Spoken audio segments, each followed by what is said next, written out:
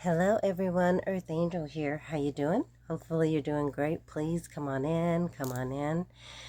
I wanted to go through, this is stage 6 that I'm sharing today, and it's about I choose me.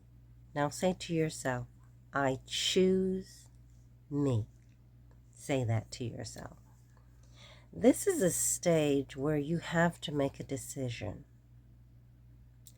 It's very, very important for you to make this decision.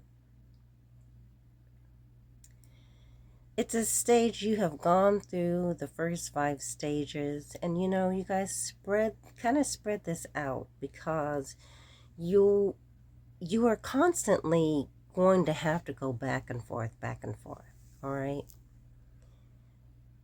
This is a stage that you knew you had to do it, but you've kind of been putting off on making the decision here. And this is the decision of where you have to decide who you are detaching from. All right? So if there is a parent or friend, he's your buddy, or she's always been my friend ever since we were little kids. But I've noticed something. You're going to realize if you stop, take a step back, and you really think about this.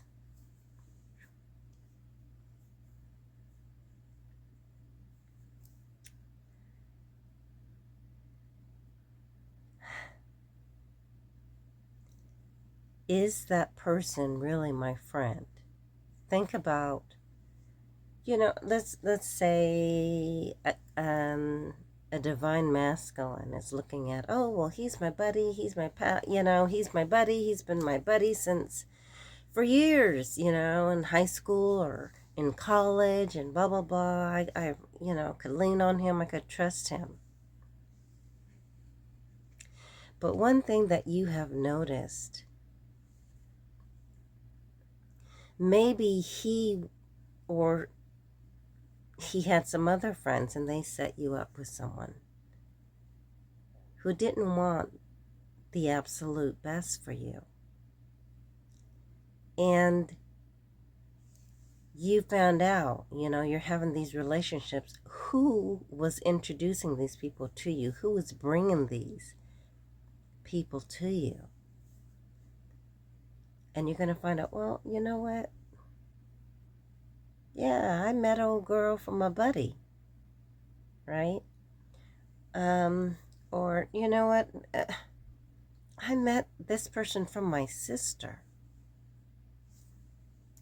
And when I broke up with so-and-so, then my sister again tried to introduce me to someone. Said, oh, I got a friend. Do you see the pattern? If you stop long enough and you open your eyes, you're going to say, wait a minute. That person wasn't right for me that they brought me. They didn't mean me well. They meant harm.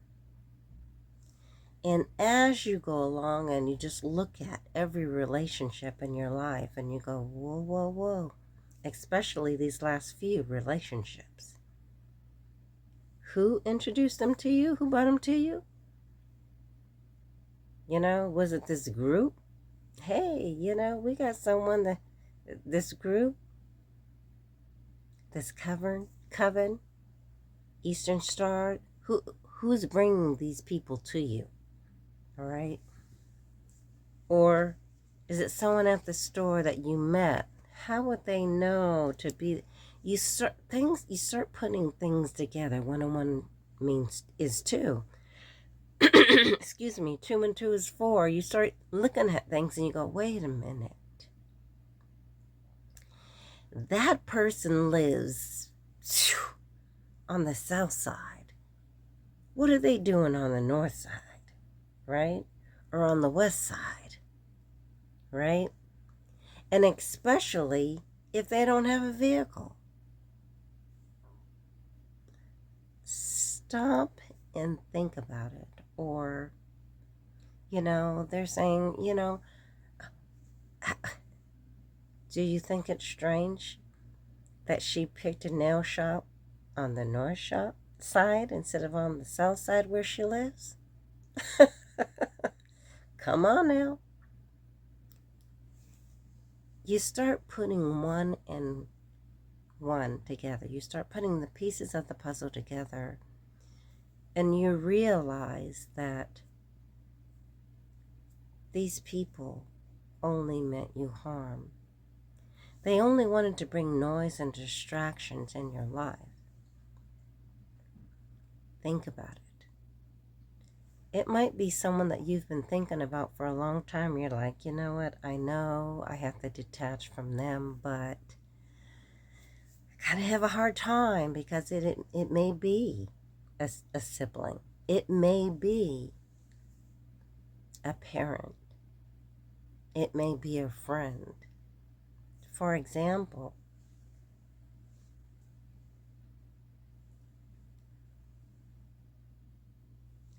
there could be, I'm sorry, you guys, I had earbuds in my ear, starting to play music. I'm like, oh, I hope it didn't play on my video. If you heard anything, just jam to it and keep it moving. Anyway, for example, let's say a parent decided, okay, you've got two parents, they have broken up, right? And the child is much older now, but the child went with this other parent instead of going with the mom that they normally go with. Mom does everything for me, so let me just stay with mom. They decided to go with the dad, right? Or vice versa, whichever works, right? Whichever works for your situation. And the child went with the dad and realized that the dad really didn't want anything to do with the child. He was left at his grandmother's house a lot. Really didn't spend time with him. He felt unloved, abandoned. Now take it both ways, y'all. This could happen where, a child goes with the father and he feels abandoned from the mother, right? And now the child is in their 20s, their 30s, their 40s, and they're sitting here going, well, you know what? I went with that parent because I thought we could build a bond. I know I hurt you, Mom. Or, I know I hurt you, Dad. But I went with the other parent because I wanted us to form a relationship. And you did form somewhat of a relationship, but not the relationship, the good, loving relationship that you wanted. The trusting relationship. The relationship where you bonded and you worked together and you learned from one another, right? About one another and from one another. And now you're older and you're speaking to your parent going, I'm sorry that I went with Dad, or I'm sorry that I went with Mom. I was only trying to build the bond that hasn't ever been there.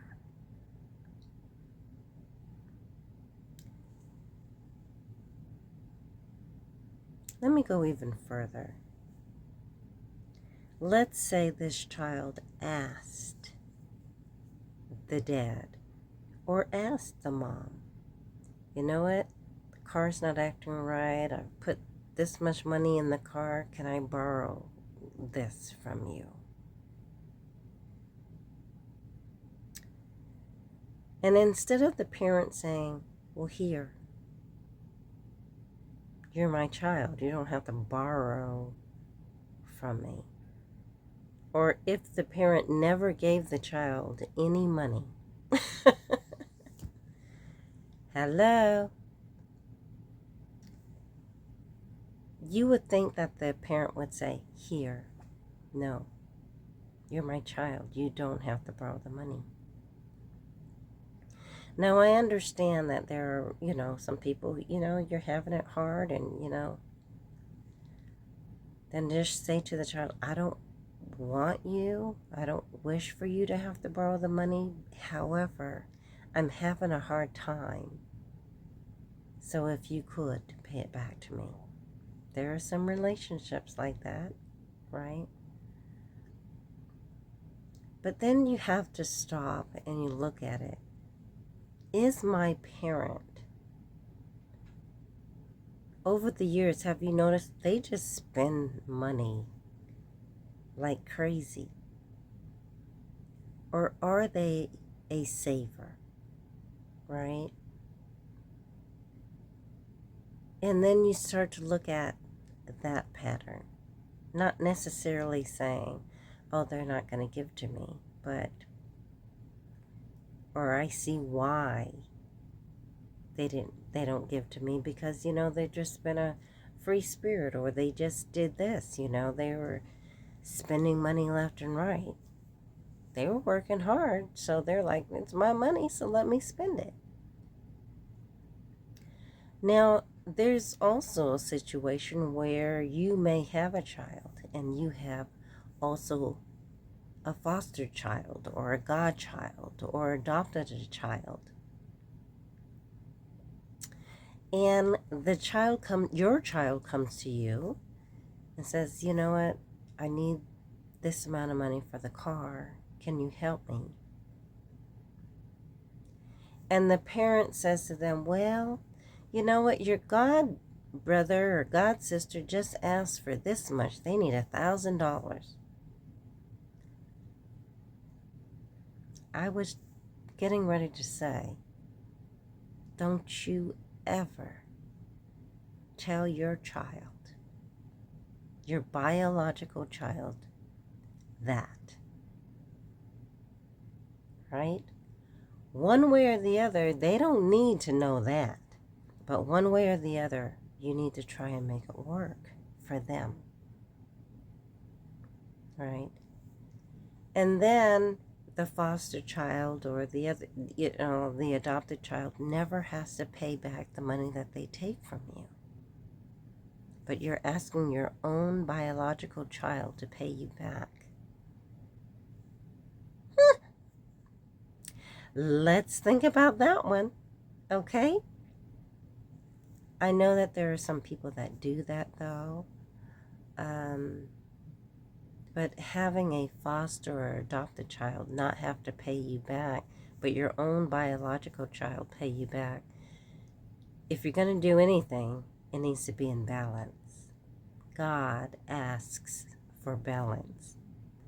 So if you're going to ask one, you might as well ask the other, right? What you expect for one, you should expect from the other, right? Because your own biological child may feel indifferent because of your actions. So that's something to think about. So there are children, but they're older. They're adults. They're older children. And they're like, you know what? I have tried with my parent. So when my parents broke up, I went with this parent. I had a lovely relationship with that parent, but I went with this parent to try to build a bond. And now at 20 or at 30 or at 40, they're saying, that was a waste of time. I'm seeing that they haven't changed. They don't care. However, they don't have any problem coming over or calling me, being flashy. Oh, I just bought this and I got this and I got that in the house and I got this and this. What about the child? I don't care if they're a small child or an adult child. Let's think about how you are treating them. Are you abandoning them? Have you abandoned them? We start to think about, as a parent, we could have been better parents, right? Right now would be a great time to go and speak to the child and say, you know what? I realize my fault. I realize what I've done. And I apologize for that. I don't want to lose what we have. I will work on it. I will do better. Yet this is a period, a stage where some children are saying, I wasted my time with that parent. I'm going to cut them off. And it's so sad to hear that. But they said, I tried. I have tried to build a relationship with my parents or parent, and nothing has helped. There are divine masculine and divine feminine who are realizing that their counterpart, male or female, was not out for their best interest, or is not out for their best interest. They're finding out they've done spells on me, they've done voodoo, what? Toilet spells, this and that. I am so disgusted. Let me just say that. Disgusted with hearing people doing these different spells on you to either graveyard or death matter to take you out, or doing a toilet spell or a sex lusting spell or whatever, because they want you to fall prey to the things they're doing, or just stick with them and don't let them go. This is a stage where you need to choose you. If you are having an issue, take your notebook, you guys, and write down all the names of all the people that you know or who have been in your life. Now, there are cousins and aunts and uncles and this and that, school-age people, that you used to go to school. You don't hang out with everybody. You're not going to remember everybody. So, of course, you're not going to remember, or you're not going to put their name on the list. But just think of all the people that you know and just write clearly, this person is staying on this list, right? Or you could just split it up. This person is going forward with me. Yet this person, I have a question mark beside them. I don't know if they should be going forward with me. So you might, instead of saying yes or no, you might have a maybe column. Put that person in the maybe column. But you need in the end, it can take a month, it can take 2 months, it can take a couple of months for you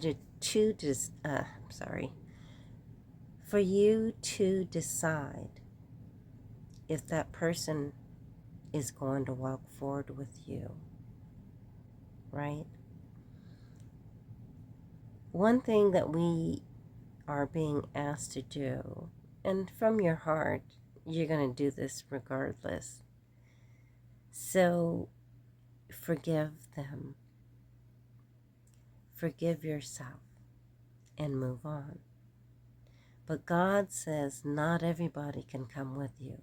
They've done way too much. They wanted your ending. They didn't want the best for you. It is a stage where we've got to be honest with ourselves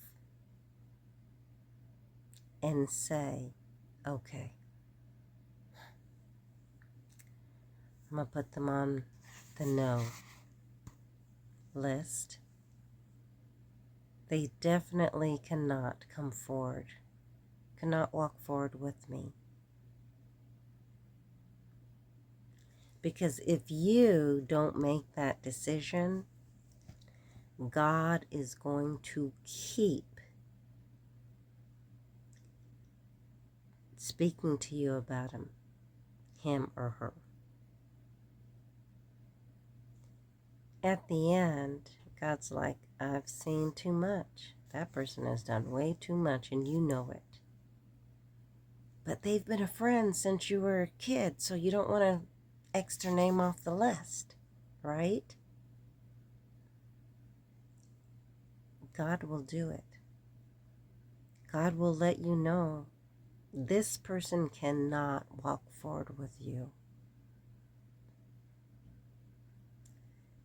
God will definitely take them out, right?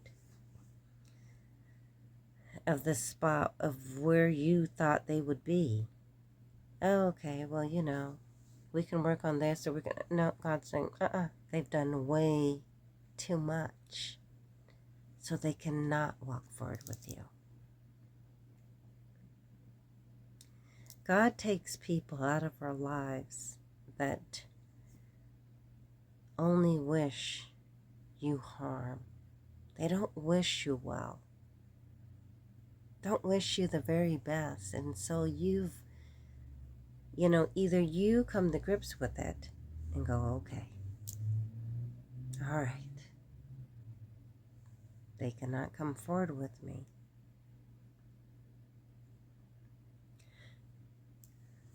You might be going back and forth. They've been my friend for a long time. Shoot. They may have been your friend for a long time. Some of you are going to learn that some of the people in your life, they never liked you. They were just there for the ride to see what they could get out of you.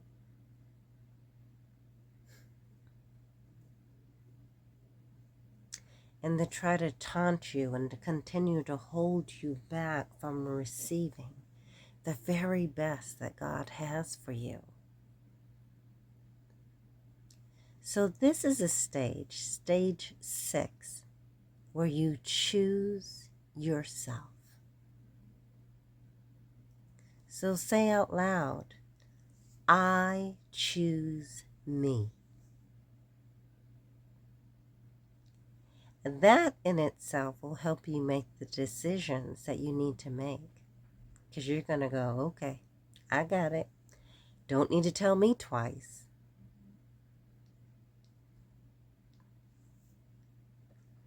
With your heart. Heartfelt. You know who to keep in your life.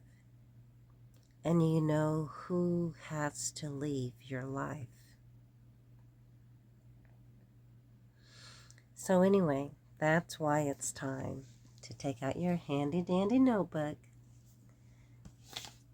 and you make your list. You can even do a spreadsheet if you want to, you know, just say yes, maybe, no.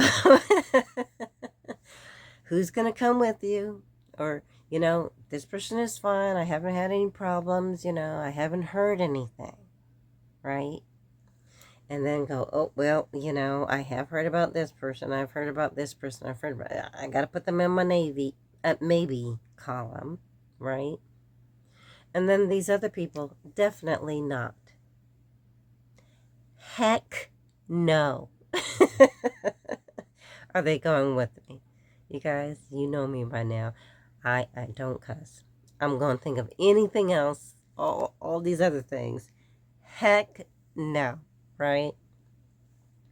They cannot come with me. And so that's what this face is all about. So anyway, I hope I helped you out. And you guys just take your time, work on this. Don't make a quick decision. Like I said, sometimes it does take 2-3 months for you to decide. But sometimes you already know what your decision is going to be. So I love you guys so much, and I will speak with you on my next video. Take care, all right? Peace.